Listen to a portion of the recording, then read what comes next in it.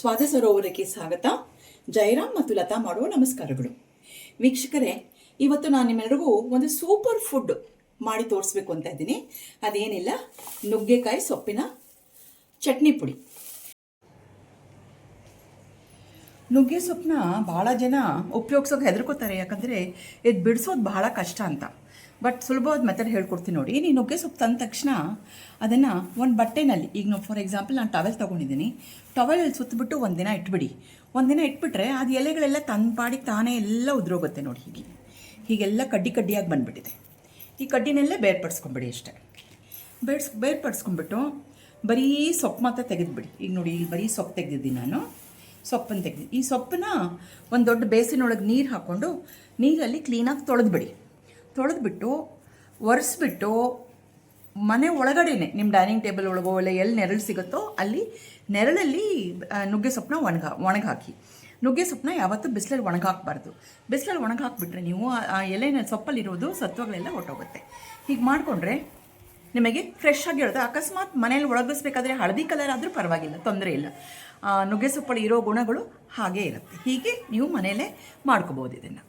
Okay, so ಇವಾಗ ನಾವು ಈ ಸೂಪರ್ ಫುಡ್, ಮ್ಯಾಜಿಕಲ್ ಪವರ್ಸ್ ಇರುವಂಥ ಸೂಪರ್ ಫುಡ್ನ ಹೇಗೆ ಮಾಡೋದು ಅಂತ ನೋಡೋಣ. ಫಸ್ಟು ನಾನು ಪ್ಯಾನಿಗೆ ಒಂದು ಅರ್ಧ ಸ್ಪೂನಷ್ಟು ಎಣ್ಣೆ ಹಾಕ್ಕೊಂಡಿದ್ದೀನಿ. ಎಣ್ಣೆ ಒಂದು ಸ್ವಲ್ಪ ಕಾಯಿಲಿ. ಎಣ್ಣೆ ಕಾದ ಮೇಲೆ ಅದರೊಳಗೆ ನಾನು ಒಂದು ಸ್ವಲ್ಪ ಗಟ್ಟಿ ಹಿಂಗೆ ಇಟ್ಕೊಂಡಿದ್ದೀನಿ.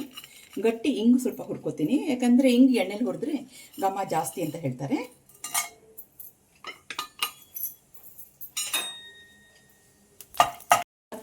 ಬ್ಯಾಡಿಗೆ ಮೆಣಸಿನ್ಕಾಯಿ ಇಟ್ಕೊಂಡಿದ್ದೀನಿ, ಪೀಸ್ ಮಾಡಿ ಇಟ್ಕೊಂಡಿದ್ದೀನಿ, ಅದನ್ನು ಹುರಿತೀನಿ. ಈ ಮೆಣಸಿನ್ಕಾಯಿನೂ ಅಷ್ಟೇ ಎಣ್ಣೆಲಿ ಒಂದು ಸ್ವಲ್ಪ ಹುರಿದ್ರೆ ಘಾಟ್ ಜಾಸ್ತಿ ಬರೋದಿಲ್ಲ ಮತ್ತು ಟೇಸ್ಟು ಡಿಫರ್ ಆಗುತ್ತೆ. ಹಾಗಾಗಿ ಸ್ವಲ್ಪ ಎಣ್ಣೆ ಇರಬೇಕಾದ್ರೆ ಹಾಕಿ ಹುರಿತೀನಿ. ಒಂದು 5 ಟೇಬಲ್ ಸ್ಪೂನಷ್ಟು ಕಡಲೆಬೇಳೆ ಇಟ್ಕೊಂಡಿದ್ದೀನಿ ಮತ್ತು 2ರಿಂದ 3 ಟೇಬಲ್ ಸ್ಪೂನಷ್ಟು ಉದ್ದಿನಬೇಳೆ ಇಟ್ಕೊಂಡಿದ್ದೀನಿ. ಅದನ್ನು ಈ ಹಿಂಗ್ ಜೊತೆಗೆ ಮೆಣಸಿನ್ಕಾಯಿ ಜೊತೆಗೆ ಹಾಕಿ ಹುರಿದ್ಬಿಡೋಣ. ಇವಾಗ 4 ಟೇಬಲ್ ಸ್ಪೂನಷ್ಟು ಹೆಸರು ಕಾಳು,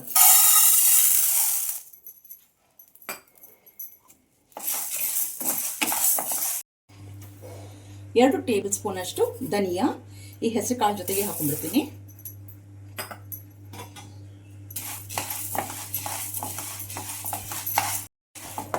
ಇದೆರಡು ಹುರಿದಿದೆ, ಬೇಸಿನ್ಗೆ ಹಾಕೊಳ್ಳೋಣ. ಇವಾಗ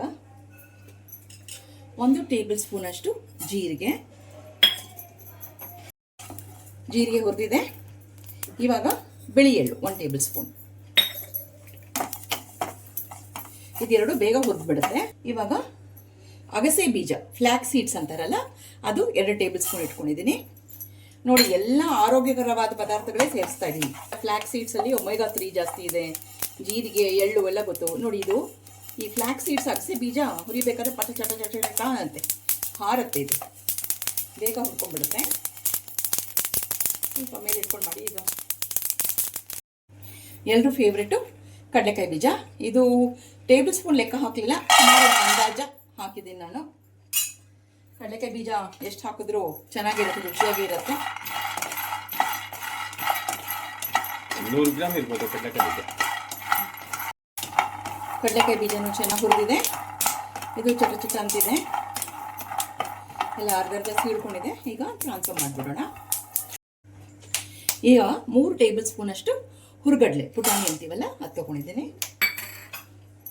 ಕೊಬ್ಬರಿ ಹಾಕೊಂಡಿದ್ದೀನಿ, ಒಂದು ಅರ್ಧ ಗಿಟ್ಟು ಕೊಬ್ಬರಿ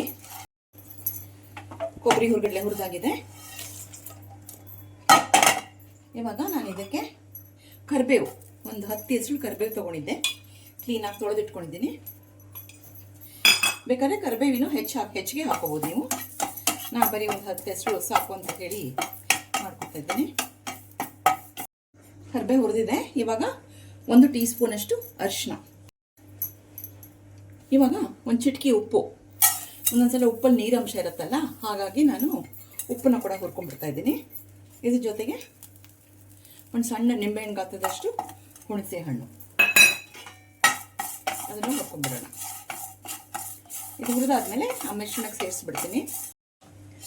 ಹುಣಸೆ ಹಣ್ಣು, ಉಪ್ಪು ಕೂಡ ಇದಕ್ಕೆ ಸೇರಿಸ್ಕೊತಾ ಇದ್ದೀನಿ. ಇವಾಗ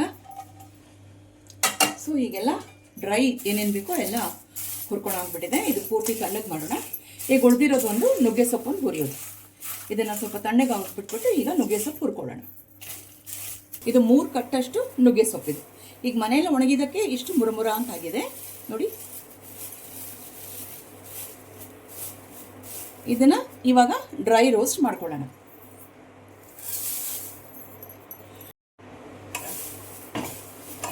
ನುಗ್ಗೆ ಸೊಪ್ಪು ಚೆನ್ನಾಗಿ ಹುರ್ಕೊಳ್ಳೋಣ.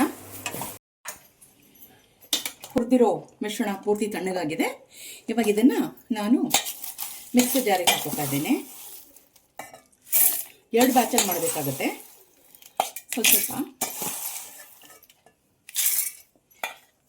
ಸ್ವಲ್ಪ ಇದು ಹಾಕ್ಕೊಂಡು ಮತ್ತು ನುಗ್ಗೆ ಸೊಪ್ಪು ಅಷ್ಟೆ ನೋಡಿ ಹೆಂಗೆ ಪೂರ್ತಿ ಮುರುಮುರ ಅಂತ ಹಪ್ಪಳ ಮುರಿದ ಶಬ್ದ ಬರುತ್ತಲ್ಲ ಹಾಗಾಗಿದೆ. ಇದನ್ನು ಸ್ವಲ್ಪ ಜೊತೆಗೆ ಹಾಕೋತೀನಿ. ಉಳಿದಿದ್ದನ್ನು ಮುಂದಿನ ಬ್ಯಾಚಿಗೆ ಹಾಕೋತೀನಿ. ಉಪ್ಪು ನಾವು ಹುರಿದು ಹಾಕೊಂಡ್ಬಿಟ್ಟಿದ್ದೀವಿ. ಇದಕ್ಕೊಂಚೂರು ಬೆಲ್ಲ ಬೇಕಾಗತ್ತೆ, ಹುಣಸೆಹಣ್ಣೆಲ್ಲ ಹಾಕಿದ್ದೀವಲ್ಲ, ಹಾಗಾಗಿ ಒಂದು ಸ್ವಲ್ಪ ಬೆಲ್ಲ ಹಾಕೋತೀನಿ. ಬೆಲ್ಲ ಹಾಕ್ಕೊಂಡು ಇದನ್ನು ಒಂದು ಸ್ವಲ್ಪ ತರ್ತರಿಯಾಗಿ ಪುಡಿ ಮಾಡ್ಕೊಂಡು ಬರೋಣ. ಈಗ ನೋಡಿ ಪುಡಿ ಮಾಡ್ಕೊಂಡು ಬಂದಿದ್ದೀನಿ. ಹೀಗೆ ತರ್ತರಿಯಾಗಿದೆ. ಇದು ತುಂಬ ನೈಸಾಗಿ ಮಾಡ್ಕೊಂಡಿಲ್ಲ, ಸ್ವಲ್ಪ ತರಿಯಾಗಿರಬೇಕು. ಪೂರ್ತಿ ಆರಿದ್ಮೇಲೆ ಮಾಡ್ಕೊಳ್ಳಿ, ಇಲ್ಲಾಂದರೆ ಮುದ್ದೆ ಆಗೋಗುತ್ತೆ. ನುಗ್ಗೆ ಸೊಪ್ಪಿನ ಚಟ್ನಿ ಪುಡಿ ರೆಡಿಯಾಗಿದೆ ನೋಡಿ. ಎಲ್ಲ ತರ್ತರಿಯಾಗಿ ಮಾಡ್ಕೊಂಡಿದ್ದೀನಿ. ಇಷ್ಟು ಕ್ವಾಂಟಿಟಿ ಆಗಿದೆ. ಈಗ ಎಲ್ಲ ಕಡೆಯದಾಗೆಲ್ಲ ಆದಮೇಲೆ ನಾನೊಂದು ಟೀ ಸ್ಪೂನ್ ಎಣ್ಣೆಯಲ್ಲಿ 1 ಟೀ ಸ್ಪೂನಷ್ಟು ಸಾಸಿವೆ ಮತ್ತು ಒಂದು 1/4 ಟೀ ಸ್ಪೂನಷ್ಟು ಜೀರಿಗೆ ತೊಗೊಂಡಿದ್ದೀನಿ. ಆ ಜೀರಿಗೆನ ಇದಕ್ಕೆ ಒಗ್ಗರಣೆ ಕೊಟ್ಬಿಡೋಣ.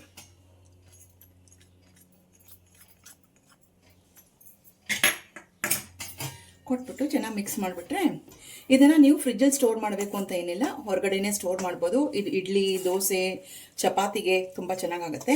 ಅನ್ನದ ಜೊತೆಗಂತೂ ಬೇಷ್ ಆಗಿರುತ್ತೆ. ಸೊ ಇದ್ರದ್ದು ಆರೋಗ್ಯ ಗುಣಗಳು ಎಷ್ಟಿದೆ ಅಂದರೆ, ದಿನಾನು ಊಟ ಮಾಡೋಕ್ಕೆ ಮುಂಚೆ ನೀವು ಅನ್ನದ ಜೊತೆಗೆ ಒಂದು ಸ್ವಲ್ಪ ಎಣ್ಣೆ ಹಾಕೋತಿರೋ, ತುಪ್ಪ ಹಾಕೋತಿರೋ, ಅದು ನಿಮ್ಮ ಇಷ್ಟ, ಹಾಕೊಂಡು ಕಳ್ಸ್ಕೊಂಡು ತಿಂದರೆ ಎಲ್ಲ ರೀತಿಯಲ್ಲೂ ಆರೋಗ್ಯ. ಕೆಲವೊಬ್ರು ಇದಕ್ಕೆ ಬೆಳ್ಳುಳ್ಳಿ ಹಾಕೊಳ್ಳೋಕೆ ಇಷ್ಟಪಡ್ತಾರೆ. ಬೆಳ್ಳುಳ್ಳಿ ಹಾಕೋರು ನಾವೇನು ಬೇಳೆಗಳೆಲ್ಲ ಹುರಿತೀವಲ್ಲ, ಆ ಹುರಿಯೋ ಸಮಯದಲ್ಲಿ ನೀವು ಆ ಬೆಳ್ಳುಳ್ಳಿ ಸಿಪ್ಪೆ ತೆಕ್ಕೊಂಡು ಅದನ್ನು ಜಜ್ಕೊಂಡು ಹುರಿದುಬಿಟ್ಟು ಮಿಕ್ಸರ್ ಜಾರಿಗೆ ಹಾಕ್ಕೊಂಡು ಪುಡಿ ಮಾಡ್ಕೋಬೋದು. ಬೆಳ್ಳುಳ್ಳಿ ಇಷ್ಟಪಡೋರು ಹಾಕೋಬೋದು, ನಾವು ಹಾಕೊಳ್ಳ ಅಷ್ಟೇ. ಇಷ್ಟಿದೆ ನೋಡಿ. ಎಲ್ಲರೂ ನೀವು ಮನೆಯಲ್ಲಿ ಟ್ರೈ ಮಾಡಿ ಹೇಗೆ ಬಂತು ಅಂತ ಹೇಳಿ. ಮತ್ತು ನಮ್ಮ ಸ್ವಾದ ಸರೋವರ ಚಾನೆಲ್ನ ಮರಿಬೇಡಿ, ದಯವಿಟ್ಟು ಲೈಕು, ಶೇರು, ಸಬ್ಸ್ಕ್ರೈಬ್ ಮಾಡಿ. ನೀವು ಸಬ್ಸ್ಕ್ರೈಬ್ ಮಾಡೋದು ನಮಗೆ ಬಹಳ ಅನುಕೂಲ ಆಗುತ್ತೆ. ನಮಗೆ ಸಬ್ಸ್ಕ್ರೈಬರ್ಸ್ ಹೆಚ್ಚು ಬೇಕು. ಸೊ ಮರೀದೆ ಎಲ್ಲರೂ ಸಬ್ಸ್ಕ್ರೈಬ್ ಮಾಡಿ. ಇಷ್ಟು ಹೇಳಿ ನಾವು ವಿಡಿಯೋ ಮುಗಿಸೋಣ. ಮತ್ತು ಮರೀದೆ ಇನ್ನೊಂದು ಏನಂದರೆ, ಆ ಬೆಲ್ ಐಕಾನ್ ಇದೆಯಲ್ಲ, ದಯವಿಟ್ಟು ಆ ಬೆಲ್ ಐಕಾನ್ನ ಪ್ರೆಸ್ ಮಾಡಿದ್ರೆ ನಾವು ಏನೇನು ಅಡುಗೆ ಮಾಡ್ತೀವೋ ಆ ನೋಟಿಫಿಕೇಷನ್ ನಿಮಗೆ ಮೊದಲು ಫಸ್ಟ್ ಬಂದು ಸೇರುತ್ತೆ. ಇಷ್ಟು ಹೇಳಿ ನಾವು ಈ ವಿಡಿಯೋನ ಮುಗಿಸ್ತೀವಿ. ಸೊ ಆರೋಗ್ಯಕರವಾದ ಮುರಿಂಗ ಚಟ್ನಿ ಪುಡಿ ಅಥವಾ ನುಗ್ಗೆಕಾಯಿ ಸೊಪ್ಪಿನ ಚಟ್ನಿ ಪುಡಿ ಮಾಡಿದ್ದೀನಿ. ಎಲ್ಲರೂ ಇದನ್ನು ಪ್ರಯತ್ನ ಪಡಿ. Thank you.